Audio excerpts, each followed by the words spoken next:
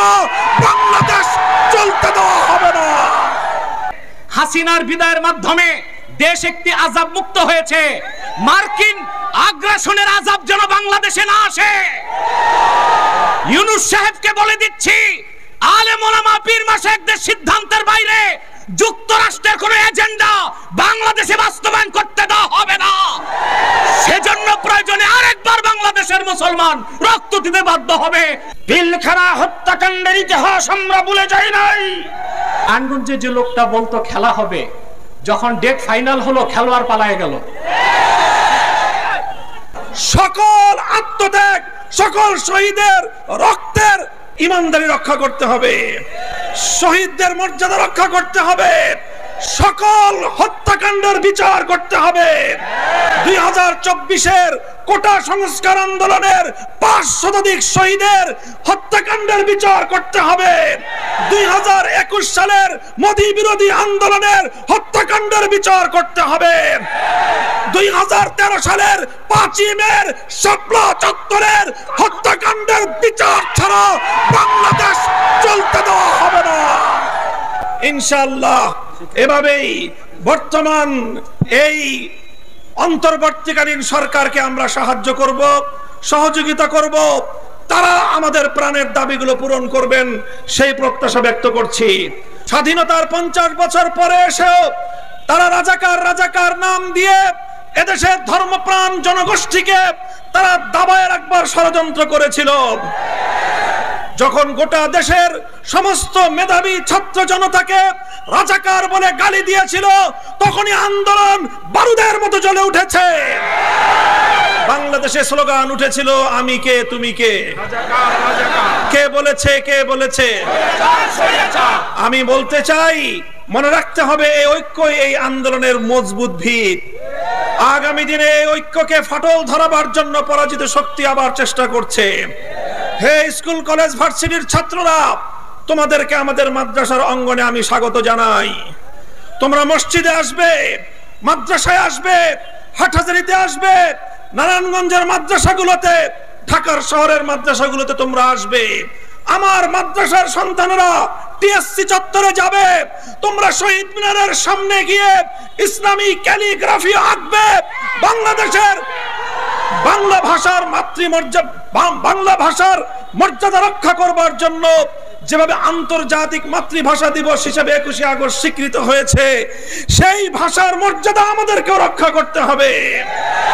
এমনি ভাবে যে কোনো মূল্যে ঐক্যকে অটুট এবং মজবুত রাখতে হবে ইনশাআল্লাহ।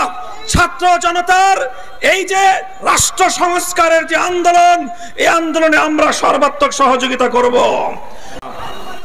নারায়ণগঞ্জের সংগ্রামী জনতা, আপনারা শান্তি সমাবেশ থেকে আমাদের স্পষ্ট পয়গাম, সংখ্যালঘুদের জানমাল, ইজ্জত আবরু, তাদের ধর্মীয় উপাসনালয়গুলোর নিরাপত্তা হেফাজতে ইসলাম দায়িত্ব পালন করছে, অব্যাহতভাবে করে যাবে। আপনারা ওলামায়ে কেরামকে, ইমাম সাহেবদেরকে এই ক্ষেত্রে সহযোগিতা করবেন। প্রত্যেকটি মার্কেটে, প্রতিটি ইন্ডাস্ট্রিয়াল এলাকায় নিরাপত্তা নিশ্চিত করবার জন্য যতক্ষণ পর্যন্ত আইন শৃঙ্খলা রক্ষাকারী বাহিনী স্বাভাবিকভাবে দায়িত্ব পালনে নিয়োজিত না হতে পারবে, দেশের ছাত্র সমাজ যেভাবে দায়িত্ব পালন করছে এভাবে দায়িত্ব পালন করে যাবে। ওলামায়ে কেরাম, আলেম সমাজ, ইমাম সাহেবান, আপনাদের নেতৃত্বে আপনারা তাদেরকে সহযোগিতা করে যাবেন। আরেকটি পয়গাম আমি দিতে চাই, এই আগস্ট বিপ্লব, 5ই আগস্টের এই গণ অভ্যুত্থান, এটি রচিত হয়েছে এদেশের সর্বশ্রেণীর ছাত্র জনতার ঐক্যবদ্ধ এক মজবুত দৃঢ় ঐক্যের মাধ্যমে। এই ঐক্যে যেভাবে আমার স্কুলের ছাত্রছাত্রীরা ছিল, এই ঐক্যে যেভাবে কলেজের ছাত্রছাত্রীরা ছিল, ইউনিভার্সিটির ছাত্রছাত্রীরা ছিল, একইভাবে টেকনাফ থেকে তেতুলিয়ায়, হাটহাজারী থেকে রহমানিয়ায়, প্রতিটি স্তরে আমার মাদ্রাসার ছাত্ররাও হাতে হাত রেখে রাজপথে আন্দোলনের এক অটুট বন্ধন তৈরি করেছিল। আজ তাই পরাজিত শক্তি চায় আবার আমাদের মধ্যে বিভেদের দেয়াল তৈরি করতে। বিগত পতিত স্বৈরশাহী আওয়ামী সরকার তারা 16 বছরের চেষ্টার মধ্য দিয়ে চেয়েছিল জাতির মধ্যে বিভেদ তৈরি করতে। আগামীকাল ঢাকায় বাইতুল মোকাররমের উত্তর গেটে হেফাজতে ইসলামের মহাসমাবেশে যোগদান করার আহ্বান জানাচ্ছি। যাবেন তো ইনশাআল্লাহ? 1971 সনে মুক্তিযুদ্ধ করে দেশ স্বাধীন হয়েছিল। পরিপূর্ণ স্বাধীনতা আমরা অর্জন করতে পারি নাই। গত 17 বছর বাংলাদেশের মানুষকে রক্তে রঞ্জিত করে, নির্যাতন করে, জগদ্দল পাথরের মতো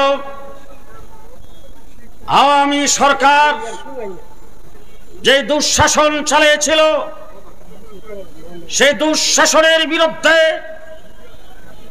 আমরা গত 15 বছর লড়াই করেছি।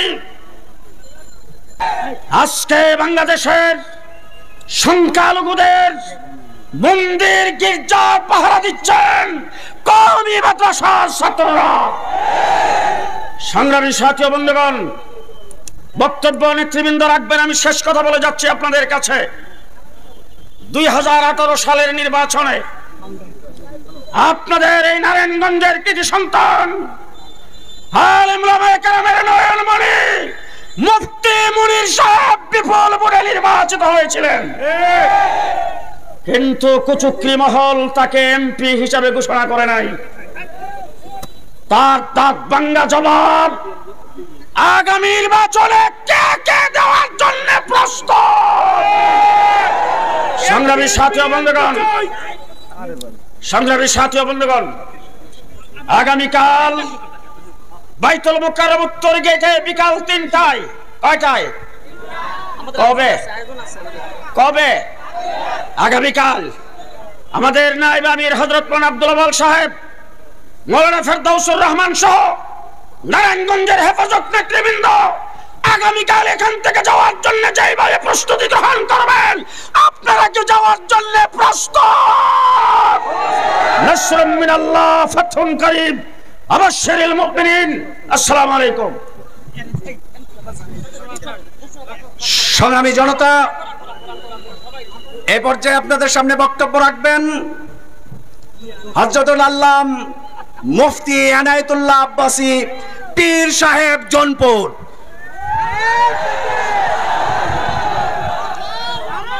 আলহামদুলিল্লাহি রাব্বিল আলামিন والصلاة والسلام على محمد صلى الله عليه وسلم نبي الأنبياء والمرسلين الذي أكمل الله به قصر النبوة أي ختم الله به النبوة وحكم لا نبي بعده।